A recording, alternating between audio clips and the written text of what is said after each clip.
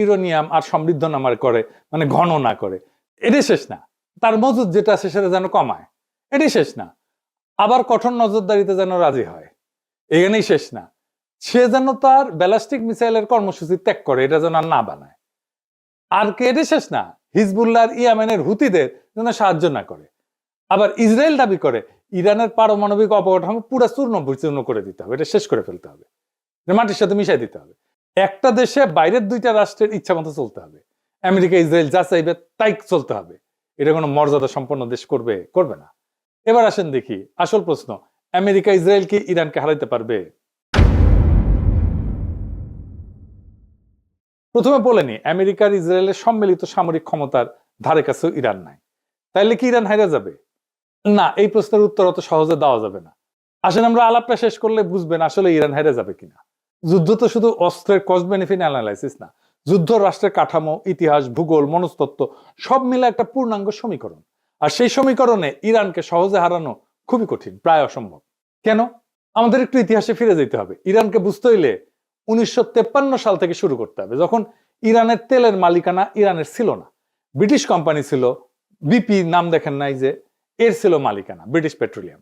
1953 সালে একটা ন্যাশনালিস্ট সরকার ক্ষমতায় আসে, প্রধানমন্ত্রী ছিল মোসাদ্দেক। সে তেল জাতীয়করণ করছিল। এর প্রতিক্রিয়া আমেরিকা সিআইএ কে দিয়ে অভ্যুত্থান ঘটায়, তাকে সরায়, শাহকে ক্ষমতায় বসায়। সেই ঘটনা ইরানের রাজনৈতিক চেতনায় গভীর ছাপ ফেলে। বিদেশি হস্তক্ষেপ মানে জাতীয় অপমান। এই বোধ ইরানের রাষ্ট্রীয় স্মৃতির একটা অংশ হয়ে যায়, কালেকটিভ মেমোরির একটা অংশ হয়ে যায়। তারপরে 1779 সালে বিপ্লব হয়, ইরানের বিপ্লব। শুধু ধর্মীয় আবেগ না, বরং দীর্ঘদিনের ক্ষোভ, অপমানবোধ, বিদেশি আগ্রাসন, জাতীয় সম্পদ দখলের বিরুদ্ধে একটা প্রতিক্রিয়া, সব মিলায় রাষ্ট্র একটা নতুন কাঠামো নেয়। ইরানের পর বিপ্লবের নতুন শাসন ব্যবস্থা খুব দ্রুত নিজেদের পাওয়ার কনসলিডেট করে ফেলে।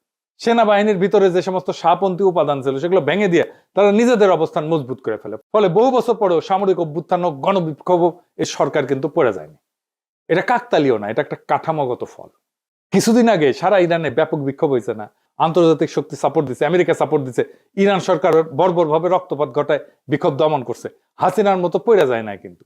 যদিও ইরানের সমাজ গভীরভাবে বিভক্ত হয়েছে, ইরানের বর্তমান রেজিম পছন্দ করে না এমন ইরানিয়ানদের সংখ্যা বাড়ছে অনেক। 1980 সালে ইরাক আক্রমণ করে ইরানকে। প্রথম থেকে ইরান দুর্বল ছিল, এলাকা দখল হয়ে যায়। কিন্তু 1982 সালের মধ্যে ইরান অধিকাংশ দখলকৃত এলাকা পুনরুদ্ধার করে ফেলে। সাদ্দাম হোসেন ভাবছিলেন যে আক্রমণে ইরানের ভিতরে একটা অভ্যুত্থান হবে, বিপ্লবী সরকার পড়ে যাবে। বাস্তব হয়েছে উল্টা। যুদ্ধ রাষ্ট্রকে আরো সংহত করছে। জনগণ, সামরিক বাহিনী সবাই সরকারের পিছনে দাঁড়াইছে। এই যুদ্ধ দীর্ঘায়িত হয়েছিল, বিপুল প্রাণহানি হয়েছিল। খমিনি আপোষহীন ছিলেন। তিনি আমেরিকা, সোভিয়েত দুই শক্তিকে গ্রেট শয়তান বলছিলেন। এর ফলে ইরাক ইরান যুদ্ধের সময় আমেরিকা, সোভিয়েত ইউনিয়ন, আরব রাষ্ট্র অনেকেই ইরাককে সাহায্য দেয়। সেজন্যই যুদ্ধটা দীর্ঘ হয়। তবুও ইরান রাষ্ট্র হিসেবে ভেঙে পড়েনি, বরং দীর্ঘ যুদ্ধ তাকে আরো যুদ্ধ সহনশীল রাষ্ট্রে পরিণত করছে। এই আক্রমণ ইরানকে আরো সংহত করবে কিনা সেটা আগামী কয়েকদিনের দুনিয়া দেখবে। খামেনির মৃত্যুর পরে কি ঘটবে এখন অনুমান করা শক্ত, কিন্তু সম্ভাব্য সিনারিও কি হইতে পারে সেটা আমরা একটু আলাপ করতে পারি। যদি শুধু আকাশ থেকে বোমা মারা হয়, তাতে সামরিক স্থাপনা ক্ষতিগ্রস্ত হইতে পারে, কিন্তু রেজিম চেঞ্জ হয় না, সরকার পতন নিশ্চিত হয় না। ইতিহাসে দেখা গেছে নো ফ্লাই জোন বলেন, দীর্ঘ বোমা বর্ষণ বলেন, এসব চলতে পারে বছরের পর বছর, কিন্তু স্থল আক্রমণ ছাড়া, গ্রাউন্ড ইনভেশন ছাড়া রেজিম চেঞ্জ করা